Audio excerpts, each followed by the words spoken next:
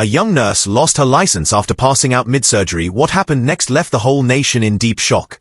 That morning in Los Angeles, California, nurse Maria Hart had barely glanced at the sunrise. She had just pulled a double shift and still hadn't gone home the day before. She had been called in last minute to cover a colleague who had a family emergency. That was Maria, always dependable, always willing to step up. She had promised herself she would grab a quick meal before the next round, but as the hallway lights blinked red and the overhead speaker called for urgent hands in the oar, she ran, forgetting to eat, forgetting to drink, forgetting herself. The hospital Jude Medical Center was bustling with activity. Another trauma case had just come in. A young man in his 30s involved in a serious construction accident. A steel beam had collapsed, crushing his abdomen. Internal bleeding. Time wasn't just of the essence, it was vanishing. Maria was assigned as the secondary surgical nurse, assisting the lead surgeon Dr. Ronald Kim and mentoring a new intern named Jamie, who had never witnessed such a high-pressure surgery before. Dr. Kim was all precision and power. Jamie was all nerves, and Maria, she was the balance between them. Inside operating room 3, the tension was thick enough to slice scalpel. Dr. Kim barked.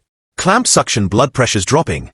A voice shouted from the corner. Maria moved with grace, her hands steady despite the chaos. She reached for the clamp, handed it off, adjusted the heart rate monitor, and guided Jamie's trembling hand across the incision with gentle but firm authority. She noticed he was sweating, so she smiled to reassure him. That was Maria, always composed, always calm, but something felt off. She blinked rapidly, her vision fuzzed around the edges as if someone had smudged her glasses, but she wasn't wearing any. Her head felt light, her limbs slightly heavy. She swayed but caught herself. No one noticed. Not yet.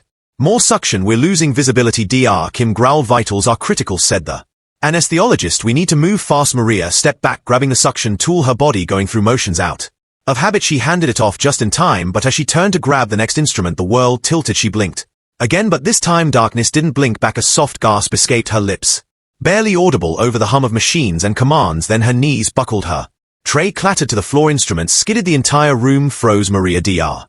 Kim turned sharply, but she was already down. She collapsed sideways, her body hitting the sterile tile with a thud.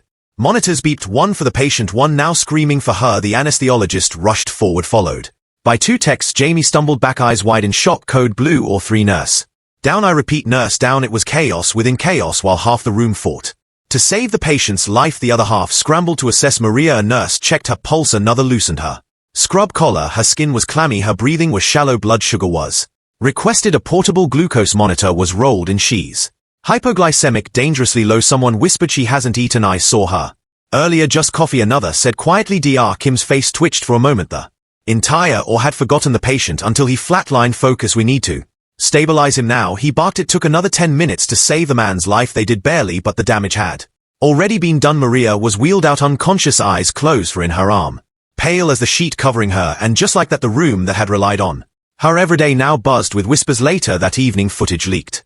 Security cameras in all 3 had caught everything. Maria's calm, her steady hands, her slow stumble, and her fall. The media jumped on the story like vultures to a carcass. Nurse collapses during life-threatening surgery, endangers patient. Incompetence or fatigue. Tragedy in LA hospital sparks outrage. Medical malpractice, how one nurse's collapse nearly cost a life. Social media platforms exploded with opinions few kinds. Her name trended, her photos were pulled from LinkedIn. Her patient reviews, her graduation speech at nursing school.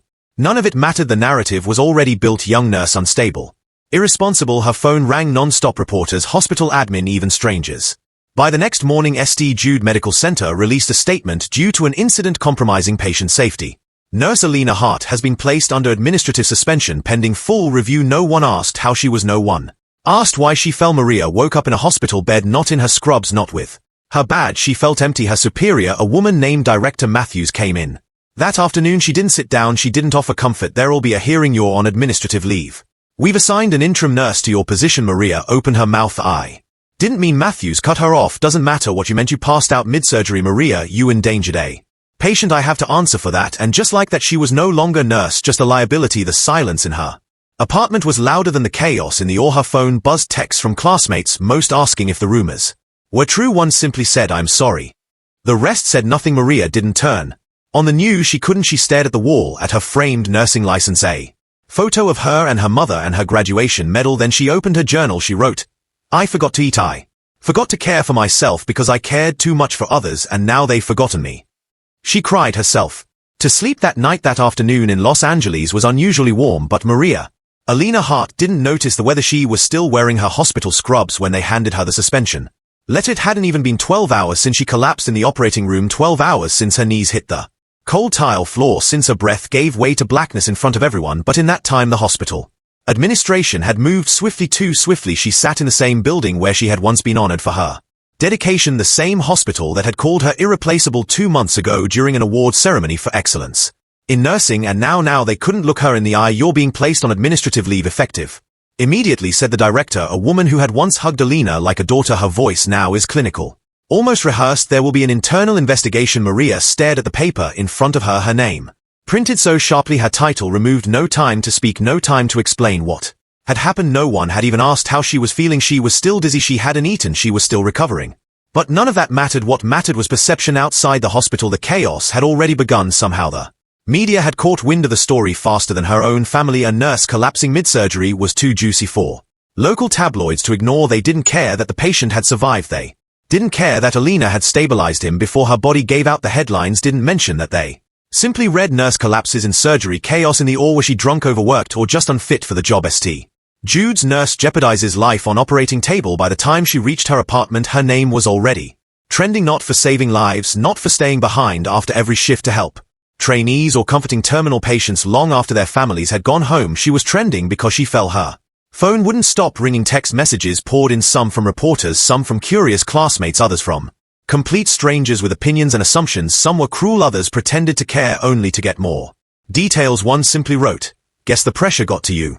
She locked the door and turned her phone off. When she looked in the mirror, she didn't see the nurse who had trained for years, who had fought to earn her place in one of the best hospitals in California. She didn't see the woman who had worked night shifts while studying, who paid her way through school by doing in-home hospice care for strangers. She saw someone who the world now believed had failed that night. She sat on her couch in silence. Her stethoscope still hung on the back of the kitchen chair where she had dropped it 3 days ago. The refrigerator light blinked every time she opened it and closed it again without grabbing anything. She had no appetite, she had no energy. On the news she heard her name. A local anchor spoke with mock concern. If medical professionals can't take care of themselves, how are they expected to care for others? She turned the TV off. The next morning, 2 reporters knocked on her door. When she didn't answer, they waited outside for over an hour filming B-roll for their story. Her neighbors stared. One of them, an elderly woman she used to help with groceries, turned away without speaking. The shame felt like a second skin. No one asked her what really happened in that operating room. No one asked if she had been sick. No one asked if she had gone without sleep or food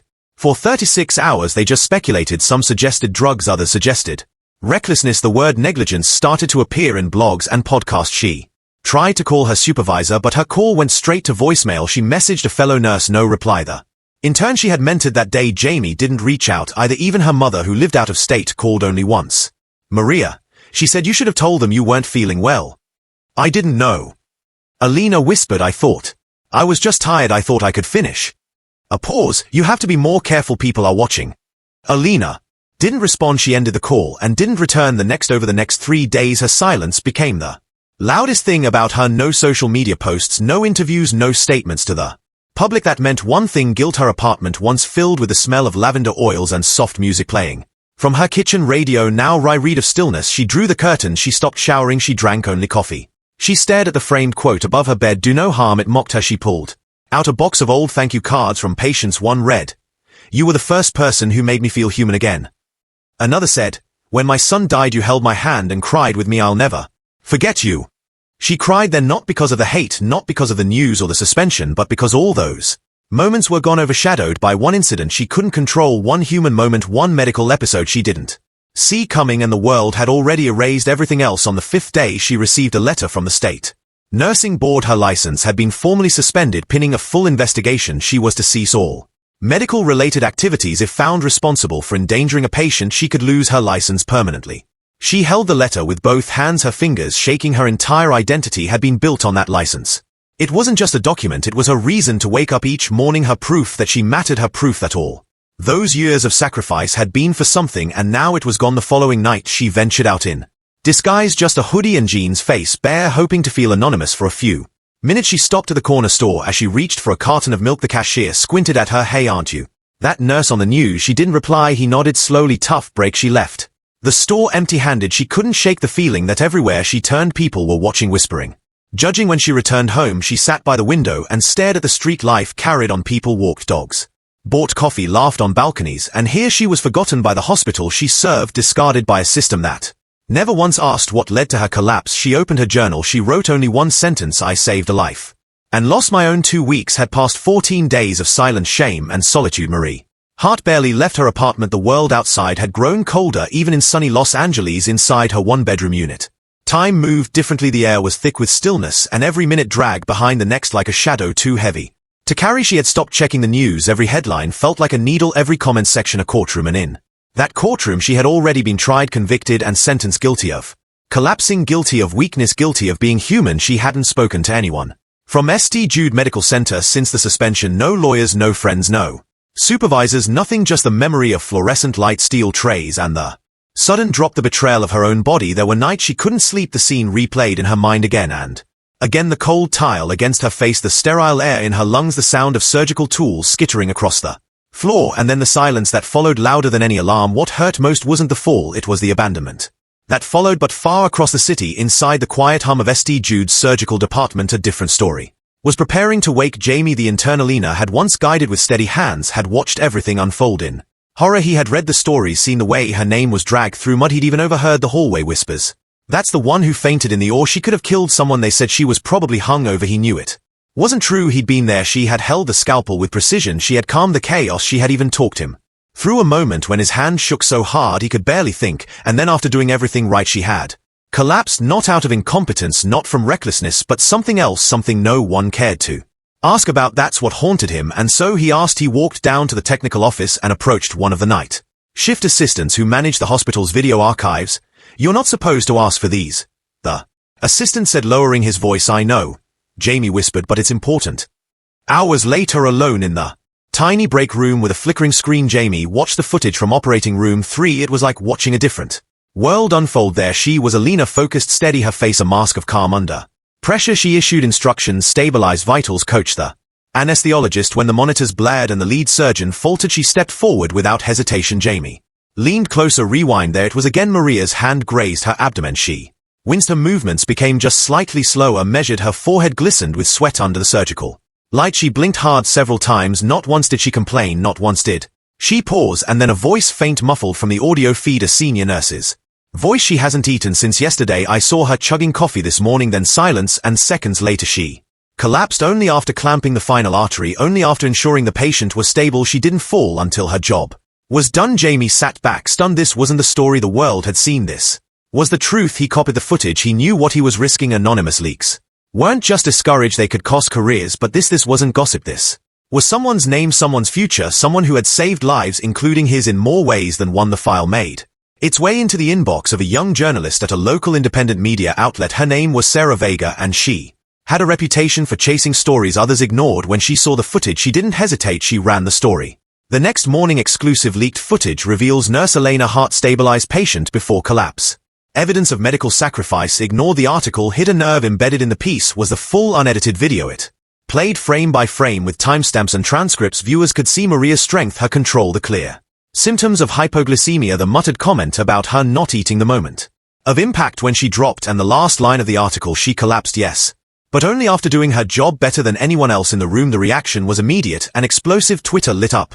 We owe Maria Hart an apology. This is what nurse burnout looks like. This is not failure, it's heroism. She fainted because she gave everything, and we punished her for it. #searched #justice for Maria. #she saved him. #nurse negligent. Influencers picked up the story. Healthcare workers shared it. Doctors from other states commented on how common it was for staff to push past human limits due to understaffing and brutal hours. Some even shared their own collapse stories, hidden away and never spoken aloud. Maria's inbox, once filled with vitriol and silence, began to shift. A message from a former patient: I always knew you were more than what they said. Thank you for staying calm when I was at my worst. Watching the footage now, the whole world knows. An email from a nurse in New York: I passed out once in a supply room. No one found me for 20 minutes. I came back the next day anyway, because patients needed me. We shouldn't have to choose between our lives. And there's one from Jamie. Subject line: I'm sorry I waited too long. But Maria hadn't seen any of it yet. She was asleep, exhausted from another sleepless night, when her neighbor, an older woman named Darlene, knocked on the door for the first time in weeks. I saw the news, she said, holding a newspaper. Maria blinked in confusion, and then she saw it, her own photo, but not the one from the gossip sites, not the screenshot of her on the ground. This one showed her in uniform, focused, standing tall. The headline was simple: Truth Revealed. Nurse Collapsed only after saving patient's life. She sat down slowly. She read the article word by word twice, then she opened her laptop, turned her phone back. On hundreds of missed notifications, her inbox overflowing. People had questions, yes, but this time they weren't accusations, they were apologies, they were messages of support, and most of all they were listening. Maria sat in stunned silence. It wasn't redemption, not yet, but it was something she hadn't felt in weeks. It was validation. Her truth had found its way out, not through her voice, but through the eyes of a camera that had captured what no one wanted to see before, and the world had finally paused it, shouting long enough to watch. It started quietly, almost like a ripple. One voice, one post, one person daring to ask the question no one had asked before. What if we got it wrong about Maria Hart? By sunrise the ripple had become a wave. The leaked footage continued to spread, reshared by nurses, EMTs, and even surgeons across platforms. The story had changed, not because someone rewrote it, but because the truth had always been there. Now the world had finally seen it. Twitter trended with hashtags that hadn't existed hours earlier. #justice for Alina, #she saved him, #nurse.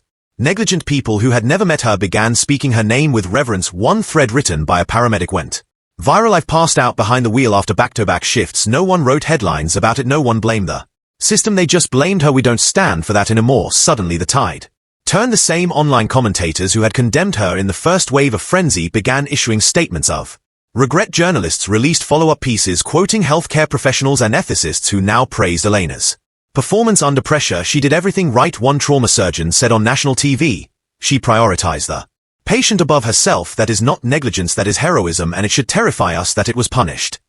News anchors, once eager to dissect her fall, now invited panels to discuss what the collapse actually revealed. A system stretched so thin that even the best of them had breaking points. Healthcare forums exploded with shared testimonies. Nurses who had worked 16-hour shifts without food, doctors who performed surgeries with migraines and fevers, interns who admitted to hiding their own near-fainting episodes in fear of suspension. A photo began circulating online, a screenshot from the footage showing Alina's hand over the patient's chest, her eyes focused steady even as her body failed her. Just moments later, someone overlaid text on it. She didn't fall apart, she held it together for everyone else until it was safe to fall. It was retweeted over 2 million times. And then the most unexpected thing happened. People began sharing stories, real ones. A woman named Claire, now in remission, posted a video saying, Alina sat with me every night during chemo. She braided my hair. She didn't have to, but she did. She treated me like a person when I felt like a shell. That woman saved more than just bodies, she saved souls. Another man, paralyzed from a bike accident, wrote, she taught me how to believe in progress. She told me not to give up on myself. If anyone deserves our respect, it's her. Thousands more chimed in, but one video broke through all the noise. It came from a former patient named Marcus Bennett, a construction foreman in his 50s with deep lines in his face and a soft tremble in his voice. He appeared live on a morning talk show sitting with a cane in his lap. I had a stroke in the middle of Home Depot 3 years ago, he said. I didn't know if I'd make it, but I remember the face of the nurse who held my hand when I was too afraid to close my eyes. That was Maria Hart. She said, I'm right here, I won't leave. And she didn't. He paused, swallowing back tears. She wasn't just a nurse, she was a guardian angel. The video reached every corner of the internet. By evening, national petitions had launched demanding the reinstatement of her license. One petition hit 200,000 signatures in under 24 hours. Another, started by healthcare workers, urged a formal apology from the hospital and regulatory board. Talk shows, YouTube creators, podcast hosts, everyone began picking it up. But it wasn't noise anymore, it was a reckoning. Influencers with millions of followers posted about nurse burnout, calling out the culture of silence in hospitals where overwork was normalized and self-care was taboo. Stories surfaced of young professionals collapsing, crying in stairwells, treating patients while running on fumes. Suddenly, Alina wasn't just a nurse with a headline, she was a mirror, a symbol, a story people recognized as their own. Even celebrities joined in. One actor posted, we cheer for superheroes in movies, but when one passes out from saving lives in real life, we cancel her. Think again. It was more than public sympathy now, it was outrage, righteous and raw. Jude Medical Center remained quiet. No press release, no official update, but behind closed doors they were feeling the pressure. Shareholders called, emails flooded in, sponsors threatened to pull support. The California State Nursing Board too received mounting letters from advocacy groups, unions, and media watchdogs. It became clear that silence could no longer be an option. And then on the 10th day since the video went public, the news broke: breaking suspension lifted for nurse Maria Hart. State board acknowledges unfair judgment, pinning further review. Maria sat frozen in her apartment, the headline glowing on her cracked laptop screen. She read it twice, 3 times. She hadn't asked for it, she hadn't even dared hope for it, but there it was. Not a full reinstatement, not yet.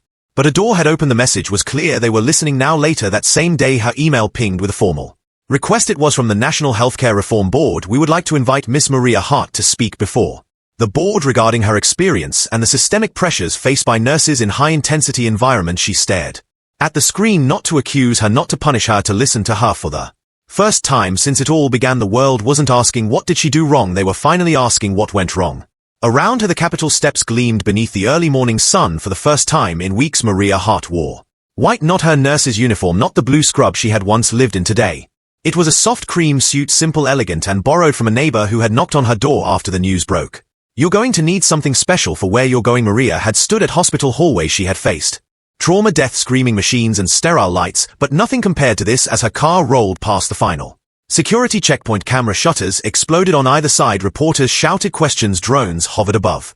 Her name echoed through the marble arches of the Capitol like it belonged there. Nurse Maria Hart arrives. Nation awaits long overdue recognition. Nurse, once shamed, now celebrated. The moment she stepped out, her heart began to pound. This was not the silence of shame, this was the roar of welcome. Inside the grand chamber, the nation's top health leaders stood in a long line. Congressmen, physicians, nurses, medical students, all waiting, all watching. At the front stood the Secretary of Health, a tall man in a dark suit, hands folded, smile gentle. He stepped forward, extending his hand. "Welcome home, Miss Hart." She took it firmly. The cameras flashed. She kept her head high. The room hushed. A deep voice boomed from the podium, introducing the moment. "Today we gather not just to correct an error, but to honor a spirit that never faltered even when her body did. A nurse who gave her strength, her health, her dignity to protect a stranger's life. We are here because we watched, and now we understand." Maria stood still, blinking away the tremble in her eyes. The secretary continued. Maria Hart's actions in the operating room were not reckless, they were extraordinary. In the most critical moment, she prioritized the patient over herself. She stabilized a man's failing heart while ignoring the signs of her own. A small gasp echoed from the audience. She didn't collapse from carelessness, she collapsed from courage. Applause began softly, then rose higher, stronger, until the whole chamber was standing. Maria's breath caught. She had imagined being here once, long ago, as a nursing student, watching the news and wondering if anyone ever truly saw what nurses endured. Now she was that story. The secretary stepped aside. An aide walked forward, holding a silver box. Inside it lay a glinting gold medallion, the National Medal of Honor for Civilian Medical Service. Maria's knees almost buckled, not from weakness but disbelief, as the secretary draped the ribbon over her neck. The hall fell into silence again. "You are officially reinstated," he said gently, "not just in license but in the eyes of the nation." Then from the opposite side of the chamber another figure approached, older, with graying hair and thoughtful eyes, the president of the Medical Association of America. He stood beside Maria, holding a velvet folder and a single silver key. He didn't wait for applause, he didn't make a speech, he turned directly to her. "You gave everything," he said, "even your health, even your peace, and you did it without hesitation. Today we give something back." He opened the folder. "Effective immediately, the association has purchased a fully furnished home for you in Pasadena, close to the community you served. It's modest but beautiful, peaceful, yours." Maria froze. The key sat in his outstretched hand. She took it slowly, almost afraid it would vanish. It felt warm, real, weighted. "I don't know what to say," she whispered. "You don't need to say anything," he replied. "You've already said enough with your actions." Another standing ovation. This time it didn't feel like forgiveness, it felt like honor. As she stood there, metal gleaming on her chest, key pressed against her palm, Maria didn't think about the headlines that had once cursed her name. She didn't think about the lonely nights or the walls that had once closed in on her. She thought about every patient she had ever comforted, every shift she had ever completed without rest, every small act that once felt unseen. And now nothing was unseen. As the ceremony ended, she stepped down from the platform, slowly passing faces she didn't recognize but who now recognized her. Young nursing students reached out to touch her hand. A military doctor saluted her. A woman in the second row wiped away tears. A reporter shouted, "Elena, what does this moment mean to you?" She paused, then answered softly, "It means I didn't fall for nothing." Outside, the crowds were still waiting. She stood beneath the Capitol columns, wind playing with the edge of a sleeve. She raised the metal slightly in her hand, and for the first time in a long time she smiled fully, not because she had won something, but because she had survived something, and the world had finally said, "We see you now." The room was packed, not with patients, not with emergency carts or sterile gloves or the relentless beeping of heart monitors. This time Maria Hart stood not in a hospital but in the polished wood pan-led auditorium of the National Health Policy Summit in Washington, D.C. Months had passed since the Capitol ceremony, months since she received her reinstatement, her medal, her home. The cameras had moved on, the headlines had cooled, but something had ignited inside her, and it hadn't dimmed. Because Maria knew this wasn't about vindication anymore, this was about the thousands of nurses still in the shadows, still afraid to admit they were drowning, still collapsing in silence and rising again before anyone noticed. She gripped the edge of the podium with calm fingers. The crowd before her, silent, expectant rows of policy makers, hospital CEOs, state health commissioners, and near the front nurses, dozens of them in quiet Blue and white uniforms sitting upright with expressions that mirrored her own months ago. Tired, proud, uncertain Maria took a slow breath, then she spoke. I didn't come here to relive my collapse. She began. I came here to explain what caused it and what it cost all of us to ignore it for so long. The room remained still. I passed out in the middle of surgery after working nearly 30 hours without rest, without food, and without the courage to speak up, not because I lacked training, not because I was careless, but because the culture we work in teaches us that asking for help is weakness, that prioritizing our own needs is selfish, that the patient's life always comes before ours, even if it kills us quietly. Her voice didn't shake, it resonated. She let the words settle. Watching eyes blink back, tears, jaws tighten. I wasn't alone, she continued. I was just the one who fell in front of a camera. A murmur swept through the crowd. She shared the numbers, painful, staggering statistics. Over 60% of nurses report working through meals. Nearly 40% have experienced medical issues due to shift fatigue. 1 in 4 has contemplated leaving the profession entirely. Many more suffer in silence, too afraid of retaliation, too used to the idea that they are supposed to be unbreakable. But we're not unbreakable, she said, her voice softened. Now we're human, and systems that rely on breaking humans to keep going, those systems are broken too. A nurse in the third row bowed her head, another wiped her cheek. Maria paused, then did something no one expected. She reached into her pocket and pulled out a folded sheet of paper. She opened it carefully. These are not just statistics, she said, their names. She began reading. Sandra, Ohio, diagnosed with stress-induced heart arrhythmia after 12 consecutive shifts. Lewis, Arizona, collapse in a janitor's closet after skipping meals for 14 hours. Jenna, Michigan, hit a kidney infection for 3 days because she couldn't afford time off. And Rebecca, California, who took her own life after writing in her final letter, I just needed rest. Gasps echoed across the room. Maria folded the paper again, but not before the weight of those stories had settled like dust on every suit and tie in the building. This is what silence costs us, she said. This is what shame looks like in Scrub. She looked directly at the front row where the decision-makers sat, some fidgeting, others frozen. I didn't come here to make you feel guilty. I came here to make you listen, and they did for the next 15 minutes. She detailed a plan, not just complaints but solutions. Mandatory breaks, enforced maximum shift hours, mental health resources built into hospital budgets, real staffing ratios, whistleblower protections, rotating on-call support, a human-centered reform starting not at the top but from the ground where nurses stood. She didn't ask for applause, she didn't ask for pity, she simply ended with, let no one else fall for silence again. The room rose. It wasn't the kind of ovation built for cameras or ceremony. It was slow, earnest, like people standing not for a show but for a promise. Later that afternoon, as the summit transitioned into round sessions and committee briefings, Maria was pulled aside by the director of National Health Infrastructure, a reserved woman with silver hair and tired eyes. We've never had a nurse stand here and speak like that, she said. I never thought I'd be asked, Maria replied quietly, while the woman continued. We're not asking you to speak anymore. We're asking you to help us build. Maria blinked. Build? You're being appointed to the Federal Health Reform Committee. You'll sit with us, draft with us, advocate, monitor policy changes starting next month. You'll help decide what health care looks like, not just in theory but in practice. Maria didn't respond right away because for the first time someone wasn't handing her a script to read or medal to where they were giving her a seat. Her voice, once pushed aside in back rooms and break rooms, was now being invited into the very rooms where decisions were made when the announcement was made publicly. Later that week, healthcare workers around the country erupted. Hospitals lit up with discussions, boards called emergency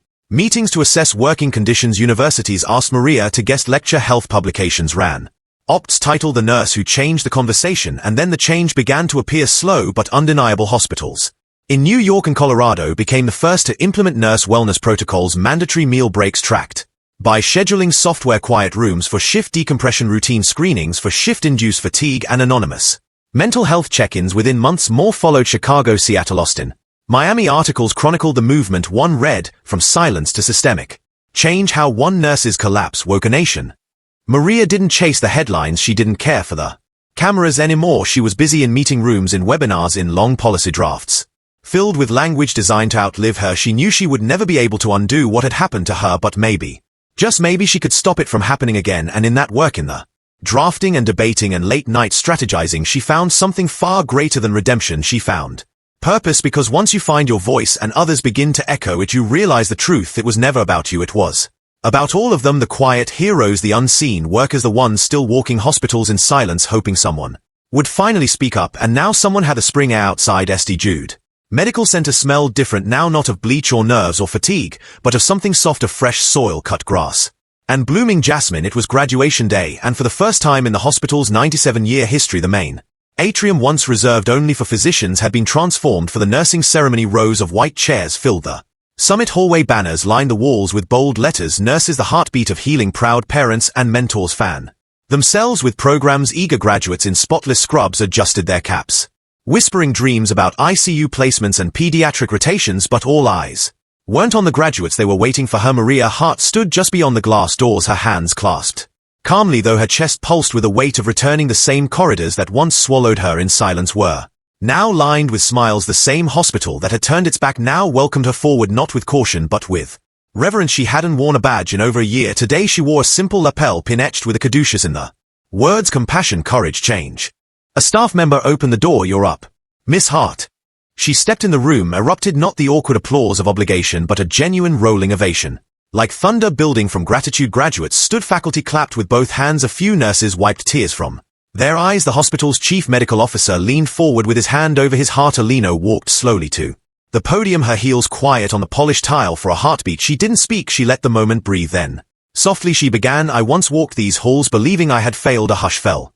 "I believed I had let my body break at the worst possible moment, that I had humiliated myself. Shame, my profession, brought disgrace on a name I had worked so hard to build." She paused. "But what I've learned is that sometimes what feels like punishment is actually preparation." A ripple moved through the audience. "I wasn't being punished for failing. I was being prepared to lead." That was all she said, just those words. No long-winded advice, no emotional breakdown, and yet they landed like thunder. The entire room rose. A standing ovation thundered across the chamber. Some students held each other's hands, some simply cried, because her words weren't just about her, they were about them, about every graduate afraid of the mistakes they might one day make, every nurse who had ever felt invisible, every person who'd ever carried shame for being human in a profession that demanded the superhuman. As the applause settled, the event shifted into its usual rhythm. Names called, certificates awarded, photos taken, but no one forgot the speech. No one forgot the woman who had once fallen only to rise taller than ever before. Afterward, as Maria moved through the crowd, people greeted her not as a guest but as a legend. "You're the reason I stayed in school," one young woman whispered.